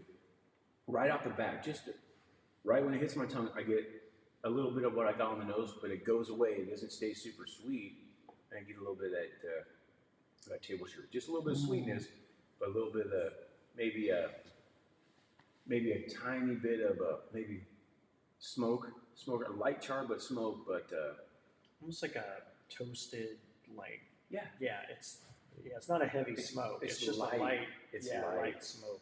It's light. It doesn't come across. What I love about it, that's heavy on the nose. Yeah. But it doesn't come across heavy on the palate. Yeah. It's just, like you said, well balanced. It's an easy sipper, especially if it's not your first sip, your first pour. Yeah. Yeah, I'm always curious, like what's giving it that. So what type of corn? Do we know what type of corn that was? What did she say? I know she said the rye. I don't know if she said which. Because I'm assuming that the rye, that the sweetness is coming from the corn, but that's what I would assume, or sometimes the malt can add a little bit nice sweetness too. Well, especially if it's apple malt. Yeah. Right? Yeah. Not just beer malt. Right. Yeah, these flavors. On the dairy, beer malt. Because I dealt with beer malt. It didn't smell that good. Nancy, come visit us anytime. Like, definitely come out. And I'm going to look you up when I come to Berkeley. I'm always in the Bay, so. Oh, yeah. So, Austin. White corn. Okay, so white corn. So, same white corn, yeah. Which would make sense because white corn is typically a sweeter corn. Yeah. Well, it's sweeter off of the cow. Yeah, so why would it be sweeter, right? I share them. I got a backup bottle of this. I got more. Yeah, it's some good stuff. Yeah, it's a good. This is one of my top What's proof on it? 116. 116. Yeah, it's super LaProche. You know, it's got a lot of character. This is Texas. So everybody knows that's been watching my channel. I was down on Texas whiskey for a long time because I got first introduced to Garrison Brothers and Balcones. Those are huge. Those are the big ones. Distilleries. And personally, I think Garrison Brothers. I've had one whiskey that I don't not like. Yeah. I mean, it's just not. It's too funky for me. Yeah. For me, at least where I had. But I had the Balmoral, the light blue wax. That I didn't not like it, but I didn't like. Oh, this is great, but I just did not like it. Yeah. But it is what it is. It was just fine. It was just fun. But that was the first one that I'm like, okay. But then Balcones, I wasn't. It just wasn't for you. Yeah. Kind of like here, other than the humidity, it's just expansion, contraction. And it could be even, the dirt you farm in. People, I would have called BS on all that until you're talking to a farmer distiller, and we're starting to see it after 16 years in the business. And we're going to have some like older whiskeys, and we're starting to see like fields make a difference. Like our soils, I believe every bit of that. Our soil's predominantly sandy out here, but again, like we farm fields that put in rye that come out of almonds, and then we farm fields that come out of constant sweet potato farming. And the sweet potato fields definitely, we're starting to notice a different texture or even flavor profile from a field that's just farmed in trees. And because you have so much more organic matter left in the ground on a sweet potato field, because year after year, we're tilling it back in. It's a ton of dry matter organic matter being worked back in the soil. And you'll see it even on our blended whiskey, but you'll get that nuttiness and those little almond flavors, which come from the sweet potato. Oh, okay. So that's. I'm curious to know where the flavors come from, because you can identify those flavors, but I know there wasn't any nuts in that.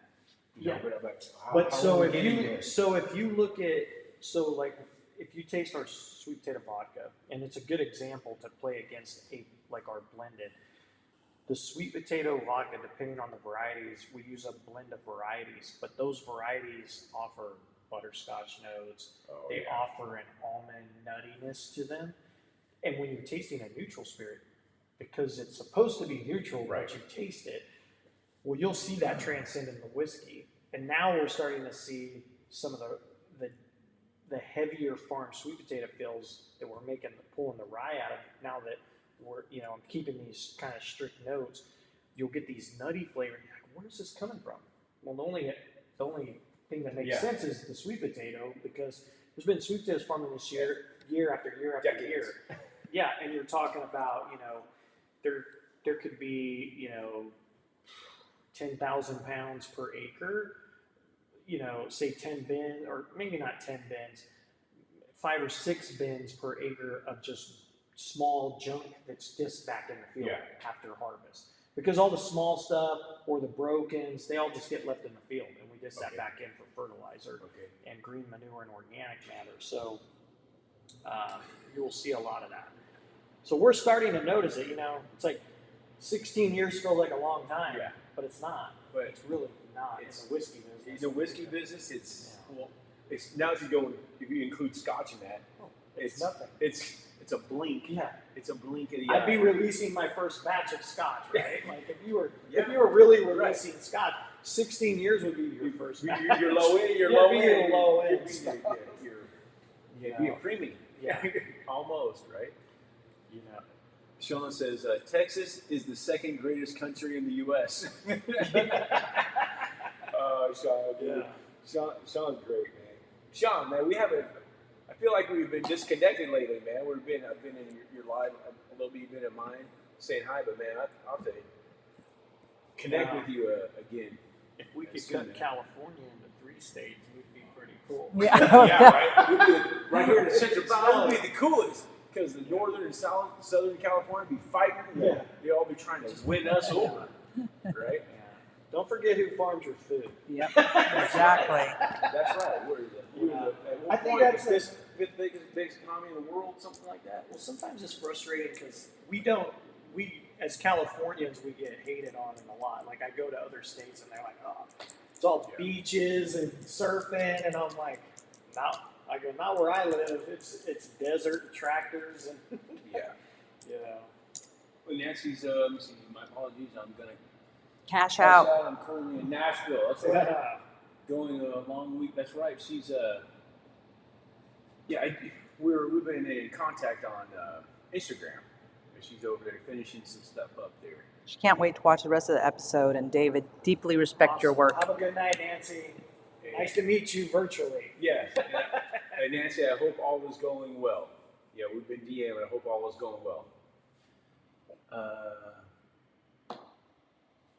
Yes. Oh, thanks. I said, Max Burton, what's he got to say? That's me. I know. We have a producer.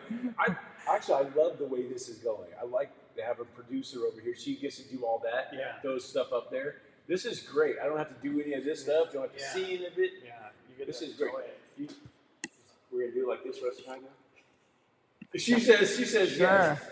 yes. Yeah, I like this.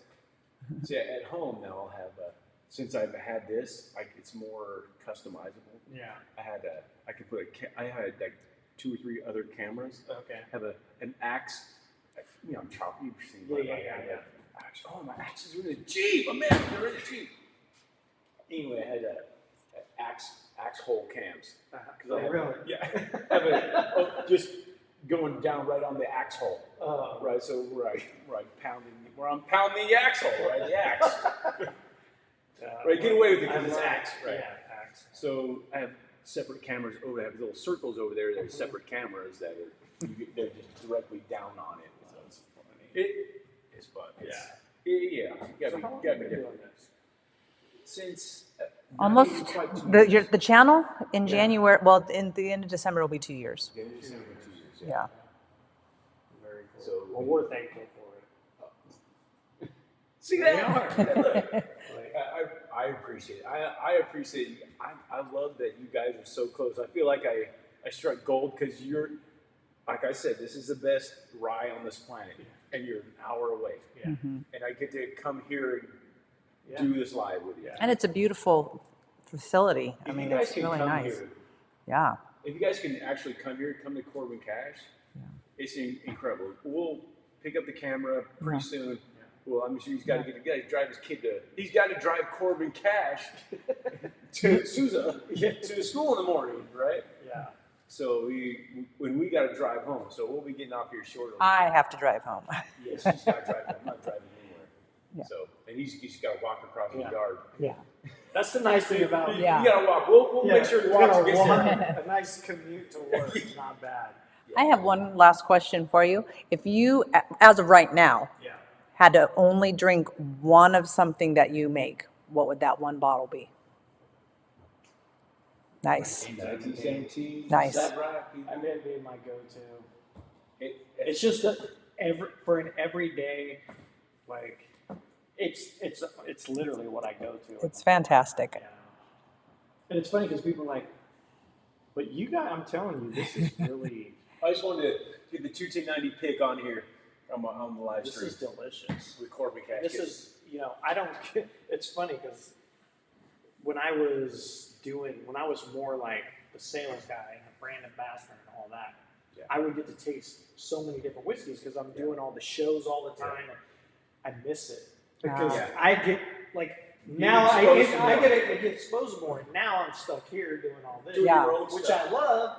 But I'm like, it takes this to get me introduced into new things, and so I'm like, dude, I'm a fan. Still Austin, like, great. If you're, and then it makes me like, damn, I gotta step my game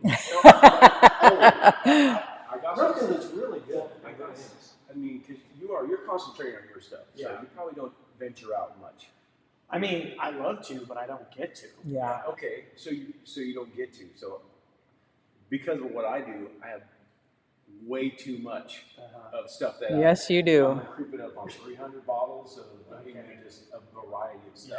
You know, Because we tend to drink this much, and we have this much. That's like my bar. Yeah.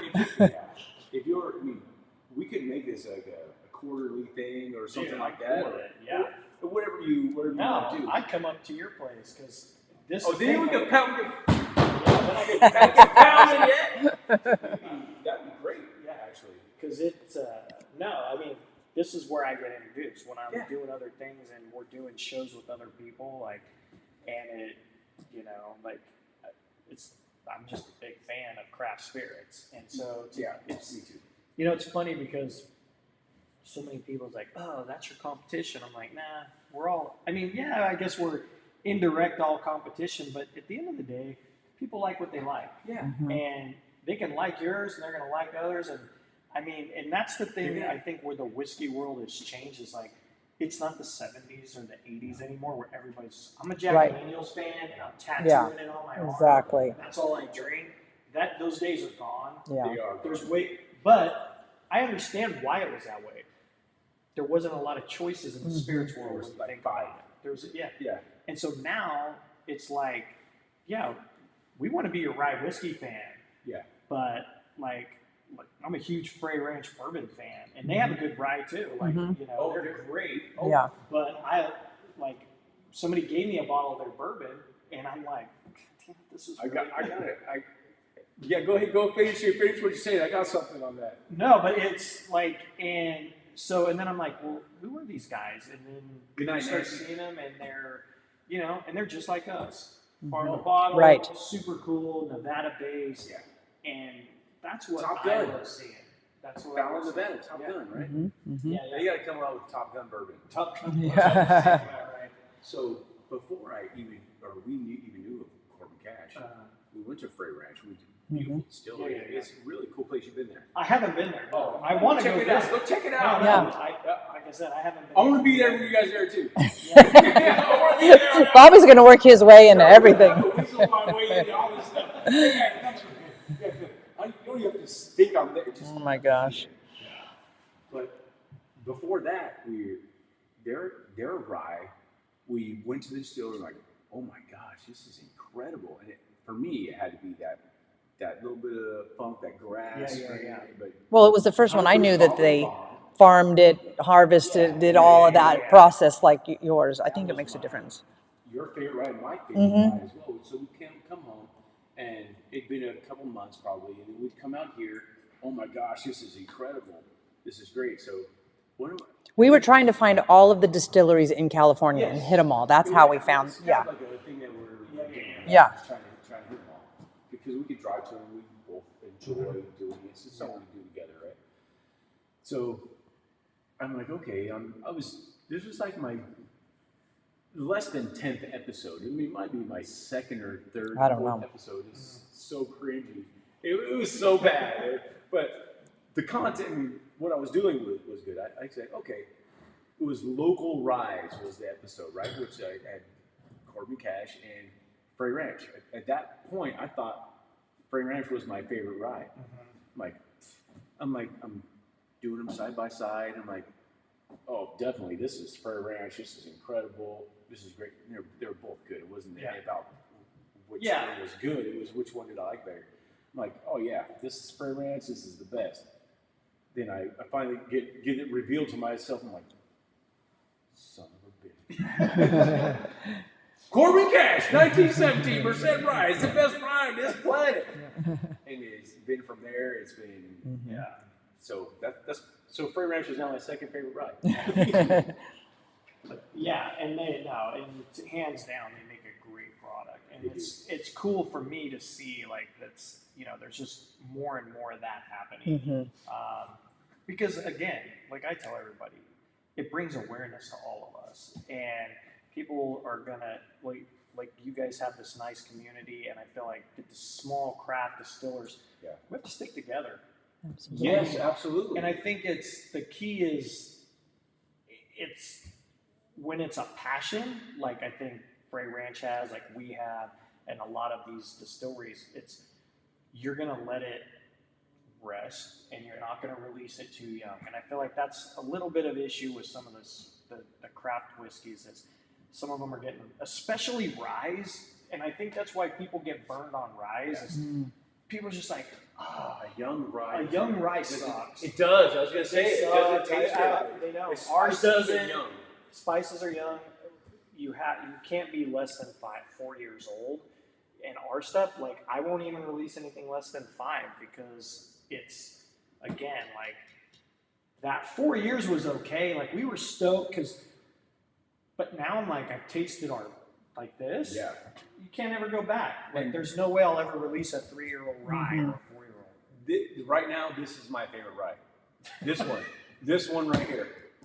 That is delicious. You mind if I get one? Try it? I'm not drinking right now. No. You mind if I pour a little No, pour a little more. Hold on. You guys don't mind, do you? Mr. Lopez says to double oak that rye. Oh, that's coming, right? That's coming. You double oaking. So you're double oaking so 6 years American oak and 6 years in French oak. Yeah. So you have no idea what are you shooting for a proof? Well, no, I kind of know what the proof is right now. Oh, okay. If it's because we're just waiting. I mean, roughly, it's gonna be 128 to 130. Smells amazing. But remember, we temperature control this. Okay. We had to because, like I said, we've had barrels that were 7, 8 years old that they wouldn't have nothing left in here. Okay. So after 6 years, we put in the French oak. That I made sure is that during the summer we kept the temperature of the rick house a little bit lower. So and we have 2 different ones. We put them in the bigger warehouse because the small one, which we originally just aged everything in, it's smaller and the heat is intense in it because there's no ventilation, no insulation, just metal. It's just a metal building, so it gets really hot. Okay, so dude, your whiskey, literally the whiskey. Like well, you can see the difference in the color, right? Between the rye. I mean, even the rye and the bourbon, just a big difference in color. Yes, for sure. But you would get a color like this in 2 years in our rick house. Wow. Because it just, but the heat. 2 years for that color in their rick house. Wow. But taste, horrible. Yeah. It tastes like oak. It just tastes like wood. It tastes straight wood. Yeah. And you don't start to get the caramelization till 3 years. And what's funny is, it's a 4-year bourbon. We've done bourbon that you can taste in 3 years, and it's like, oh man, this is really good. The rye doesn't even start to be good till 4. Okay. And so our first release was 4 years, but and I at the time I was like excited. I thought it was really good, but then once you got to 5, it's like, okay, this is our sweet spot. Like 5 is the minimum. 1917 is great, and honestly, like personally, I probably wouldn't even release 90 proof anymore. But I feel like there's still every brand has to have a gateway. Yeah, you gotta have a gateway, entry level. Yeah. And so, for someone that doesn't drink it at all, to introduce you want to be able to introduce them. You can give this to someone that's bourbon rye whiskey drinker. Yeah, they'll go right for this and just be able to jump right into it. But not someone that isn't. No, that's kind of new, green to it. So, but if you were already at this level, people, you're gonna love this 7 year. Oh my gosh, it's a single barrel, 7 year single barrel, right? Mm-hmm. Yeah. But we're gonna release. So we're gonna start releasing just a standard 7 and a 9. Okay. So we have so much of it. So no 6 and 8, 7 and 9. So my goal is to stick with 7. To me, the sweet spot's 5, 7, 9. I would say the 5 year. It's 1917. It's going to be 1917, and then we're going to have a 7 year and a 9 year, and that's going to be our standards. I would say this is better than the 6 year and the 8 year.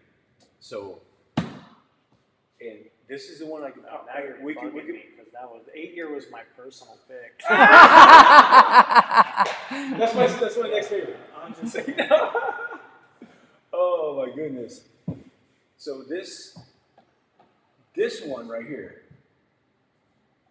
possibly could be a portion of a barrel, maybe a pick. Maybe, It could be. Maybe me and Mrs. Bad Axe be it. Maybe possibly. But we'll talk about it. Yeah. But I'm telling you, It's really good. this is so freaking good, people. This one right here. I mean, the Lost Lantern, that's a different 7-year barrel. Different. Yeah. Different 7-year. This one, and I had that, but I haven't had this. No. This is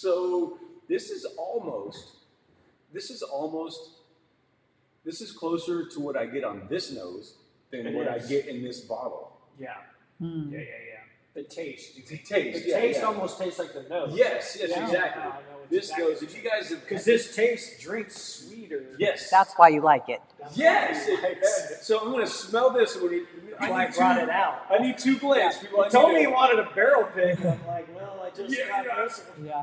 I might have this one, so I need to nose this one as I'm sipping on this one. Maybe match up perfectly. That's funny.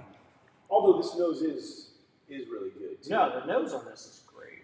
William Hall says he's a level 3 Corbin Cash drinker, so a high proof hound he is. Yeah. So this is 130 proof. I think this guy right here, this 7-year, is 130 proof. Man, that is so freaking good. And I feel like the 130s, like, it's like right there. The 129, 130s. They're not super. It just, there's really not a lot of heat in this. I get a little That's sizzle. probably, I would say, we've done like 6 single barrel releases this year. And I think, to me, this is the sweetest one that we've kind of picked out. So we go through as a team, our team goes in and we pick, because we don't want to release more than 12 barrels a year. Okay. Because we're trying not to saturate the market. Yeah. And we want it to be special. So we picked 10. We haven't picked the other 2, but we picked 10. And I think out of the ones we tasted, this one was the sweetest. Like, kind of had that sweetest flavor I profile. absolutely do that. This is so I good. forgot how sweet it was. It is. Yeah, that's But why it's- you like it. It's got that just that enough rye. It's enough spice so you know it's a rye, and it's got that little sweetness. This is exactly what I like. I like the spice. I like the rye. I like the sizzle, but I don't like to blow my mouth up. Yeah. This is a perfect combo for me right here in that 7-year bottle right there. That single Well, barrel. it's enough sweet. Like, there's enough heat and mild spice Yeah. to blend out the whole, like, sugary sweet. Yes, Mhm. exactly. But when you finish, when you finish it, but they're very comparable. Mm-hmm. It's funny. For a bourbon, I mean, for 100% It's rye, and 100% this for rye. bourbon is, I'm like drinking this one, and It's I'm only like, 20% rye, right? this one, yeah.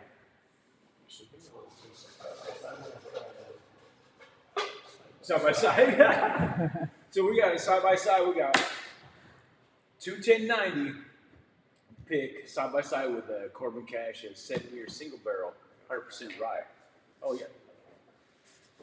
We need these. We need these little guys. We have them. We need more.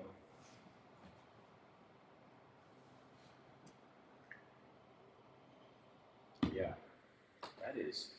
Oh, what's up, Jody?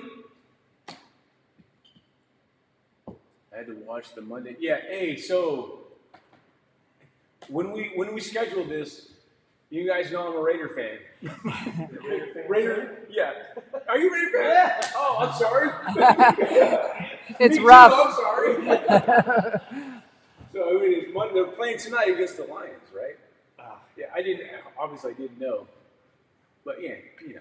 That's all right. Anyway, I'm sure we're not missing anything over the last 3 decades or so. I'm sure we're not missing anything. But the Super Bowl's gonna be there this year. Yes, the Super Bowl's going to be there. Have you been to that stadium? Yeah. Yeah, it's We did. nice. My wife took me for a tour. She bought Yeah. me a tour for my birthday. I'd like to go on a tour. We went to a game We went last to- year, yeah. or this year, early this year. The tour's cool. Yeah, I It's bet. worth I think it was like $60, and they take you through the whole thing. It's super cool. Yeah, I'd like to go on a tour there. Maybe instead of going to the game, so we're going to be there during Cowboy Christmas this year. the rodeo? Yeah. Yeah. We go that time of year too. Did he? Are you going this Yeah. year? We're supposed to, as long as everything works out. Maybe we'll see you there. Yep. We're going the first weekend, first weekend. So the 9th through the 11th, or 8th You guys through the want to 11th. meet up and you want Cowboy Christmas in Vegas? we'll be there probably go the 9th through like the 13th. Okay. Yeah. We're there Friday through Monday. Friday through, we'll be there. We'll probably go in Saturday. It's a friend of ours' birthday. We always celebrate his birthday on the 10th, and then we might go to the Garth Brooks concert. But Oh. yeah, funny The Lions won again. the Lions won. I hope. We were hoping Raiders were going to go to the Super Bowl at home. I don't bet. They'll be watching. They'll the best seat in the house, right? Oh, freaking Raiders! It's so hard to be a Raiders fan. They give me a new reason every day to not be a Raiders fan, but I just can't shake them.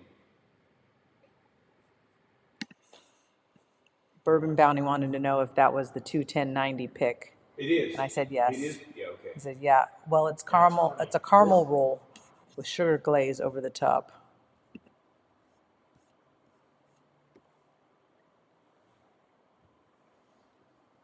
So crazy. I get up. Oh my gosh. It's.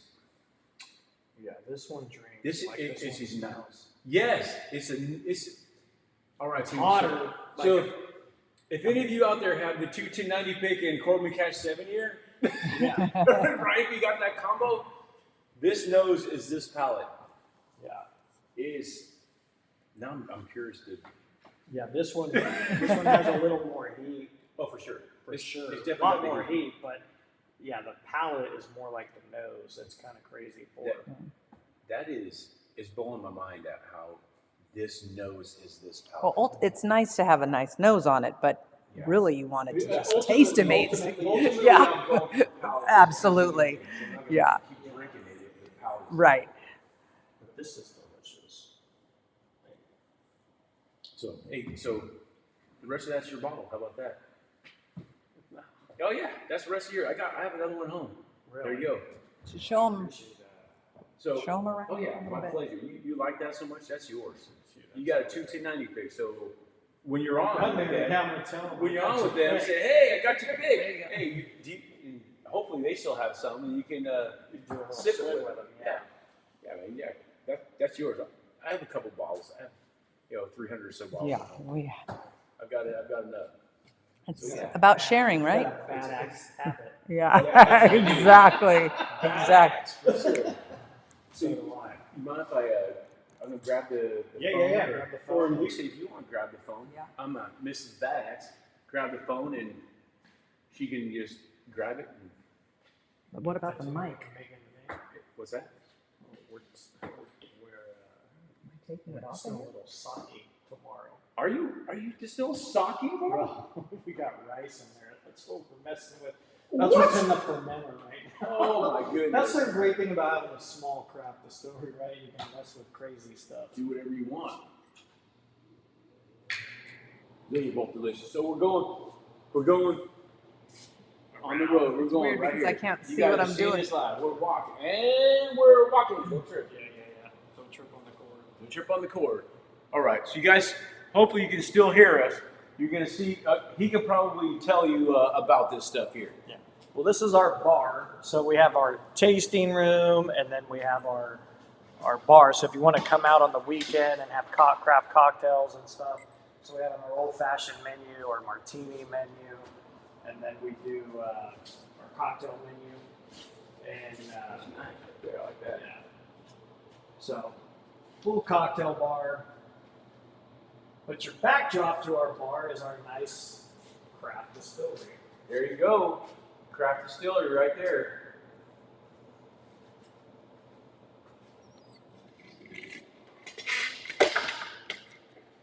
There we go. Hopefully you guys can see that. Hopefully you can still hear us. But there's the still right there. That's where the magic happens right there. And that. Oh yeah, our race car. So where did this go? How long? This is. So we have a good friend of ours races. He races in the lower division of NASCAR. Oh, so it's actually NASCAR. Yeah. Well, the Western division. Like So double yeah, and so we sponsor him, and and he typically wins the season. He does really well. But Right on. he's getting to the point where we're trying to get we're trying to get Corbin in there. Oh yeah. So this is one of our local bands, Troublesome. They also their lead guitarist Tim, the guy on the right in the picture, he custom made that guitar for us. That is And then the whole band signed it. Yeah, it's super cool. like You see the 1917 label on the top of the neck? Yeah. That's Dude, that's perfect. Yeah, That's sick. He did the crest, but dude, it's the perfect guitar. Like, That's a Gibson, right? it's an older one. Well, it looks like it. The shape looks like a Gibson shape. But that thing was, he showed it to me before. He goes, oh, I'm going to make you a guitar. And it was all beat up, and then when we finished it, Oh, man. That's cool. That is cool. Well, there you go. You got to see a little distillery a little bit there. This is so this is yours. So I appreciate that. That's delicious. Oh, if you enjoy that's the least I can do. Thank you for letting me come out here to the distillery. Yeah, thanks for coming out. You guys, man. we love you guys. And dude, the whole community. Sean, it's great to hear from you, and can't wait to meet more people. Like I said, like these things are great for us, and it gets us. I get to get stuck in here working, which I love. Don't get me wrong. Yeah. But I like the social side of it too. This is the whole reason I got into it, because farming's not that social. I love it, but it's not that social. You got a dog, it's social with your dog. Yeah. If you got a good dog, it's Yeah, you social got a with your good dog. dog. She gets to ride around with me all the time. Yeah, my papa killed at least 30 dogs. Yeah. Tractor tires. Tractor tire. Yeah. Right. So this is incredible. We love this place. We want to come out here more often. Hopefully, make this a quarterly thing or something like that. Yeah. The Corbin Cash quarterly or something. Hey, see, Marty, we're throwing we names got a out few. there. We got a few new releases coming out hopefully next year, so we'll have to make it a thing. So yeah, if you got some news that you want to spread out, just give me. You have my number. Just throw it out there. We'll get it out there for you, and we'll have people who want whatever you want to throw out there. We do a live stream and come out here. You can come to our place. Well, I'll keep you. Smash some axes. Well, let's see. Hope that 12-year gets out. Maybe we'll release it. I can't wait for that. Yeah. 6 years American oak, 6 years French oak. Oh my goodness. So, hey, people, I think we're going to wrap it up on that. We got distribution out of California next year, maybe 4 states. Looking for it. Double barrel, is that that's coming out next year? That'll be coming out next year. February, that's when it'll hit the 12-year mark. So probably bottled by March if everything goes as planned. So Music to my ears. And we'll talk about possibly a Bad Axe Bourbon Corbin Cash, a 7-year. Single barrel, 7-year pick. If you guys are ready for that, you let me know. We're talking about it. So I think we got it all, the whole barrel sold already, or whatever we get. I think we already got it sold because they'll do it. Everyone knows how delicious this stuff is. So I think that's it. You live on the eastern. Okay, yeah, Jody. I forget what state you're from, Jody. Someday I'll make it out to. Oh, Sean, you're welcome at our house anytime, brother. Anytime. So anyway, we're gonna cut it out. He's got to go, and we got to drive home. We're gonna start 4:30 in the morning. Start the stills. Yep. Oh man! But I love it. So I'm going to work tomorrow. So I'll be up about an hour before that. Getting ready to go to work. So thank you. All right, brother. Appreciate it for coming out. Oh, yeah. Thank you, man. So- Appreciate it. My pleasure. Thank my you. pleasure. Next month, 21090. He's going to be on their show mid to later in the month. Yeah, that's it. That's it. So you got so you can sit with them. Hopefully, they still got some on. So maybe you can share. I might finish it by the day.